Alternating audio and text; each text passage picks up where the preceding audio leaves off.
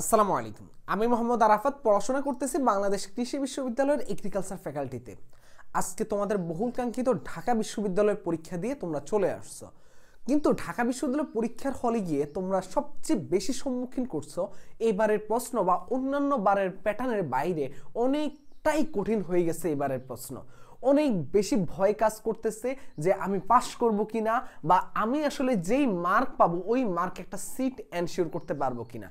আমি একটু যদি প্রশ্ন নিয়ে আমি প্রায় 1.5 থেকে 2 ঘন্টা ধরে কোশ্চেন শুধু অ্যানালাইসিস করছি। কারণ হলো যে আমি আসলে মিলাতে পারি না ফিজিক্স আসলে এতটা প্যাটার্ন কিভাবে চেঞ্জ করতে পারে এত দ্রুততম সময়ের মাঝে।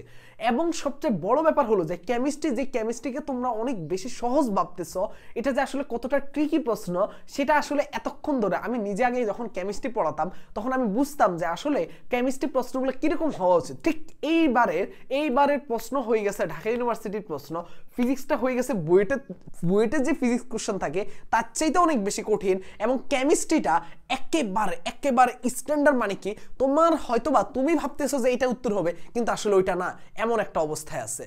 এরপর আমি অন্যান্য বিষয় নিয়ে ম্যাথ এবং বায়োলজি নিয়ে কথা বলতেছি। তবে তোমাকে একটা আশার বাণী শুনিয়ে আমি শুরু করি, সেটা হলো যে এইবারের প্রশ্ন বিগত কয়েক বছরের ইতিহাস থেকে অনেক বেশি কঠিন হয়ে গেছে। এইবারের ঢাকা বিশ্ববিদ্যালয়ের প্রশ্ন বিগত কয়েক বছরের থেকে কঠিন হয়ে গেছে, তাই আশার বাণী হলো যে এই বছরের কাটমার্কও অনেকটাই কমে যাবে। কিন্তু কত কমবে, কত পজিশন অবধি যাবে সেটা নিয়ে আলোচনা করতেছি একটু পরে। প্রথম কথা হলো যে যারা এই যে ম্যাথ বা biology, physics chemistry math biology দাগিয়েছ তাদের উদ্দেশ্যে প্রথম আমি বায়োলজি নিয়ে কথা বলবো। বায়োলজি নিয়ে কেন কথা বলবো, আচ্ছা বায়োলজি নিয়ে একটু শেষে কথা বলি, কারণ কোশ্চেনে খুব বেশি বায়োলজিতে খুব বেশি চেঞ্জ আসে নাই। আগে আমি ফিজিক্স নিয়ে কথা বলি।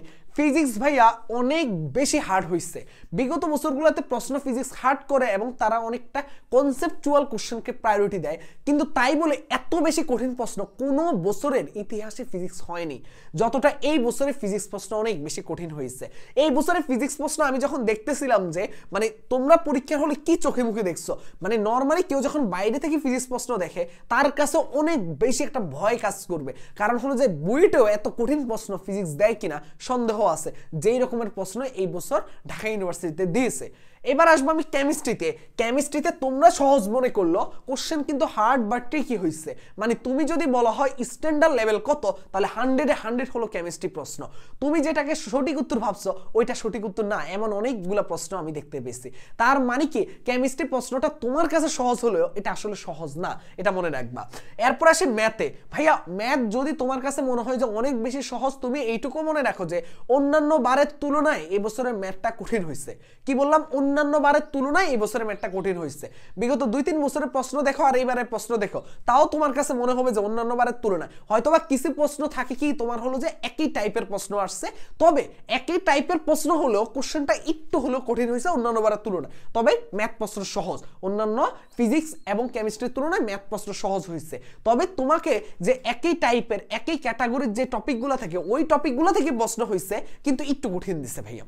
এবার আসে বায়োলজি প্রশ্ন মোটামুটি অ্যাজ ইউজুয়াল প্রশ্ন থাকে, এরকমই হয়েছে।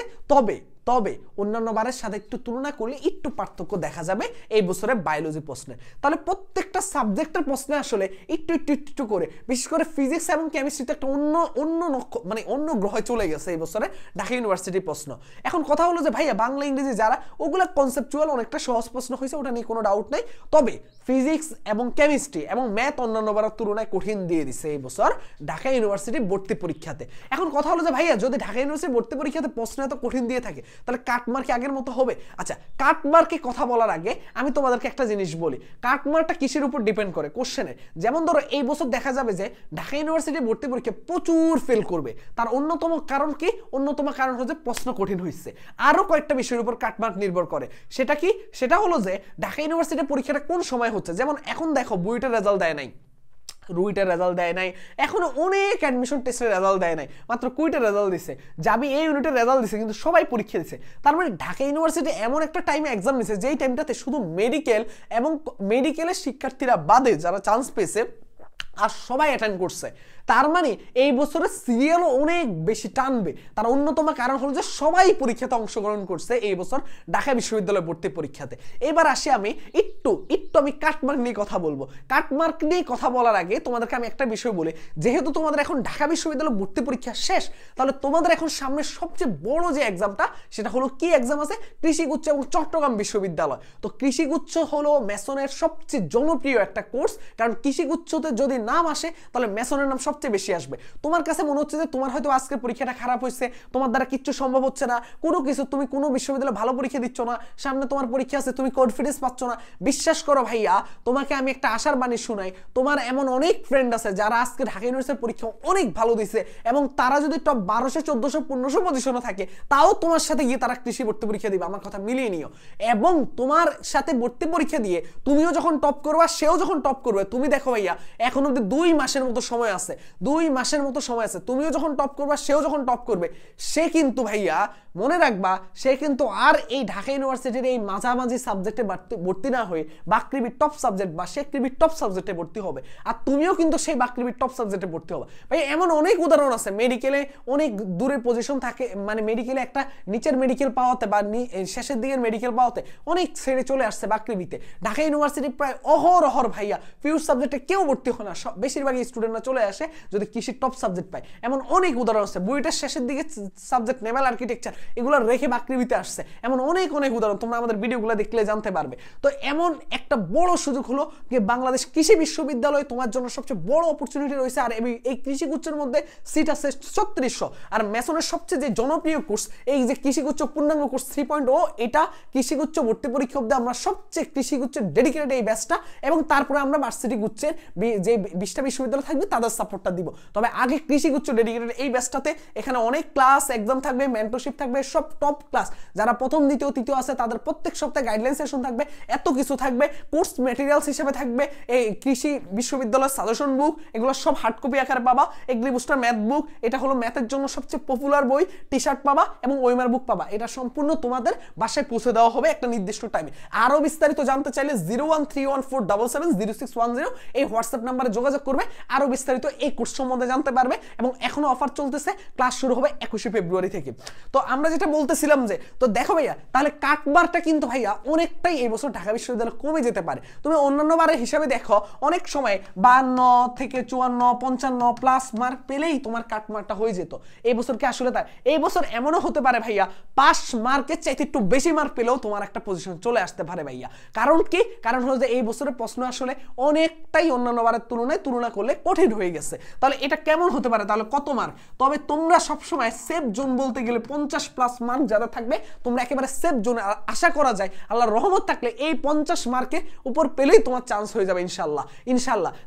তবে অনেকেই হয়তোবা এই যে 48, 47 প্লাস পেলে একদম 52 থেকে 54 এই মার্কটাতে যারা থাকবে তাদের আর কোনো টেনশনে করা লাগবে না। তবে 50 প্লাস অব্দি সাবজেক্ট পাবে, 48 অব্দিও যেতে পারে, তবে সম্ভাবনা কম। তবে 50 প্লাস যারা আছে তারা একটা না একটা সাবজেক্ট পেতে পারে ইনশাল্লাহ ঢাকা ইউনিভার্সিটিতে। তবে 52 থেকে 54 উপর মার্ক। তবে ভাইয়া মনে রাখবা, এই যে শেষের দিকে সাবজেক্টগুলো আসলে কতটুকু তোমাকে গুরুত্বপূর্ণ, তার চাইতে এখন সামনে যে অ্যাডমিশন আছে সেগুলোকে, মানে সেগুলোর প্রতি গুরুত্ব দেওয়া এখন তোমাদের অনেক বেশি উচিত বলে আমার কাছে মনে হয়। তাই এখানে হয়তো তোমার একটা সিট এনশিওর হলেও তুমি কি করবা, সামনের অ্যাডমিশনগুলোতে ভালো ফোকাস দিবে। আর কত অবধি যেতে পারে, এমনও দেখা গেছে যে কোনো বছর 7500 প্লাসও গেছে যখন এমন একটা টাইমে পরীক্ষা নেয়। তো এই বছর বলা চলে যে 7000 থেকে 8000 পজিশন যাদের থাকবে, 7000 থেকে 8000 যাদের পজিশন থাকবে, তারাও এই বছর আশা করা যায় ডাক পাবে, তারাও ডাক পাবে। তবে এত না গেলেও অ্যাটলিস্ট 7000-এর মধ্যে যাদের পজিশন আছে তারা শিওর ডাক পাবেই এই যে ঢাকা ইউনিভার্সিটি ভর্তি পরীক্ষাতে।